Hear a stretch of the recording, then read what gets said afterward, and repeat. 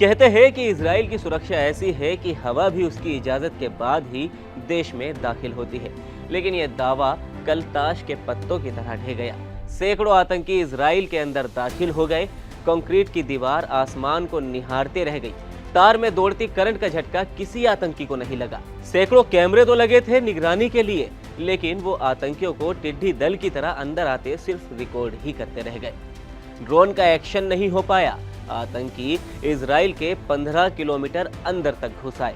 अब सवाल उठता है कि आतंकियों ने ऐसा क्या किया कि सुरक्षा इजराइल की तार तार हो गई। इस रिपोर्ट में हम आपको आतंकियों की फुल प्रूफ प्लान के बारे में ब्यौरा देंगे, लेकिन पहले आपको बता दें कि इजराइल की भौगोलिक स्थिति क्या है। इजराइल की भौगोलिक स्थिति ऐसी है कि वो हर तरफ से घिरा हुआ है। उसके बॉर्डर मिस्र, जॉर्डन, सीरिया, लेबनान और फिलिस्तीन से लगते हैं। 20,000 वर्ग किलोमीटर वाले इजराइल का 1068 किलोमीटर लंबा बॉर्डर है। अपने बॉर्डर को सुरक्षित रखने के लिए इजराइल ने सुरक्षा के कई लेयर बनाई हुई है।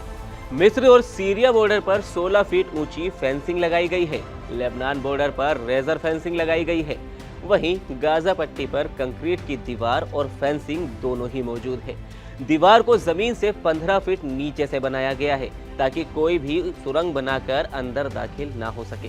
इसके अलावा बॉर्डर पर बारूदी सुरंग लगी हुई है। फेंसिंग में करंट लगातार दौड़ता रहता है। कमांडो 24 घंटे वॉच टावर से निगरानी करते रहते हैं। आसमान में ड्रोन 24 घंटे और 7 दिन उड़ान भरते रहते हैं। जरा सी हलचल होते ही जवाबी कार्रवाई भी की जाती है। लेकिन शनिवार को आतंकियों ने इस तमाम निगरानी के बावजूद सुरक्षा की दीवार को नाकाम कर दिया।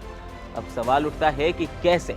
दरअसल कल इजराइल में एक त्योहार का दिन था। लोग छुट्टी पर थे। आतंकियों ने इसी का फायदा उठाया।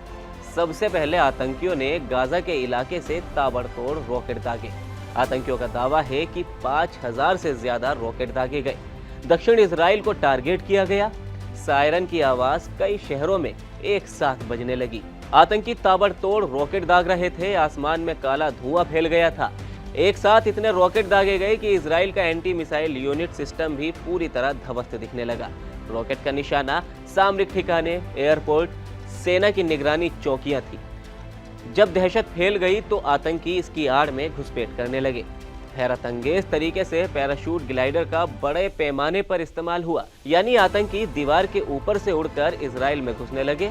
इससे पहले कभी कहीं किसी आतंकी संगठन ने घुसपैठ करने के लिए इस तरीके का इस्तेमाल नहीं किया था। इजराइल में आतंकियों की पहली टुकड़ी ने चेक पॉइंट और वॉच टावर को कब्जे में ले लिया। इसके बाद आतंकी बड़ी संख्या में जमीन के रास्ते से दाखिल होने शुरू हो गए। हमास की एक दूसरी टुकड़ी पानी के रास्ते इजराइल में घुसी और पूरे शहर में फैल गई। एक साथ 100 से ज्यादा जगहों पर हमला हुआ।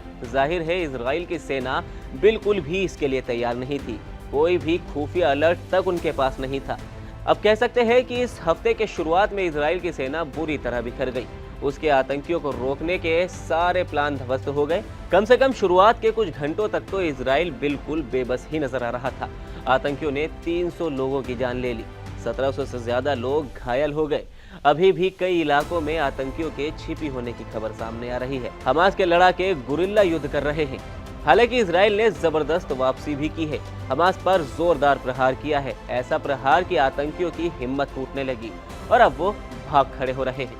हालांकि इस सवाल का जवाब इजराइल को तलाशना होगा कि कुछ घंटे के लिए ही सही, लेकिन आतंकियों ने उसके सुरक्षा कवच को कैसे बुरी तरह से फेल कर दिया था। आतंकी कैसे इजराइल में दाखिल हो सके? अब इन सवालों के इजराइल कब तक तलाश पाता है और कब तक इस हमले का पूरी तरह जवाब देगा, ये तो वक्त ही बताएगा। लेकिन आपका इस हमले पर क्या कहना है? इजराइल की सुरक्षा पर आपका क्या कहना है? आप हमें कमेंट सेक्शन में ज़रूर बताएं। वीडियो अच्छा लगा हो तो लाइक करें और इसी तरह की तमाम छोटी बड़ी अपडेट्स के लिए आप देखते रहिए एबीपी लाइव।